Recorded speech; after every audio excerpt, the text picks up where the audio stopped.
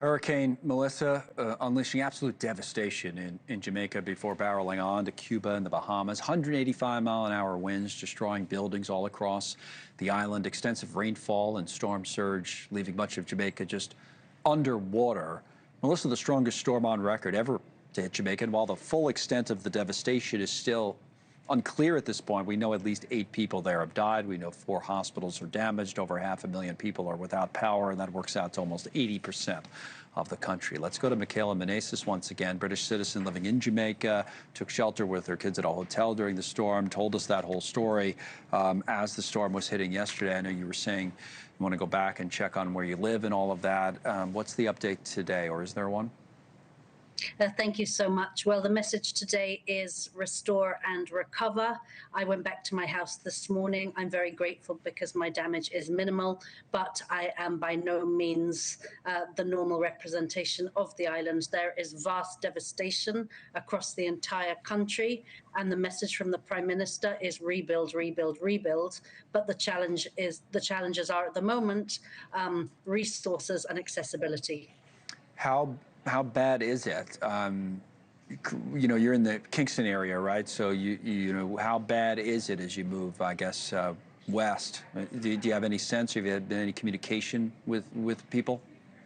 Well, I was in communication with a lot of my friends that are based that side, Montego Bay and further west of that, but I've had no communication with anyone today.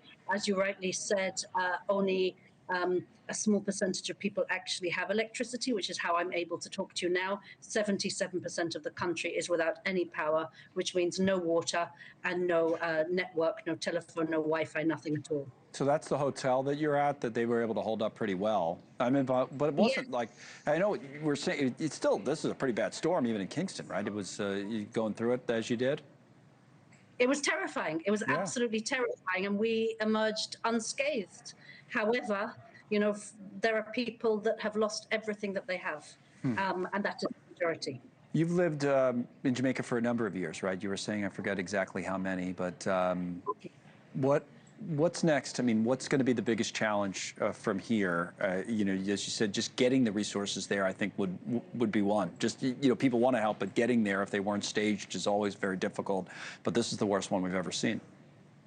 Absolutely. The priority at the moment is gauging the extent of the damage and then understanding what needs to happen and how it can happen. And that needs to happen pretty quickly because lives are at risk. Do you plan personally on staying around? I know you'd speculated maybe you would go to the U.S. for a while, but you said the damage was, you know, and you have children, so do you plan on staying?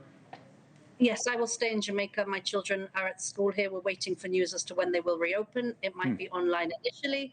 I know that they had assessors there today. They're moving very swiftly in Kingston to get back on track, but of course that is because it is the capital.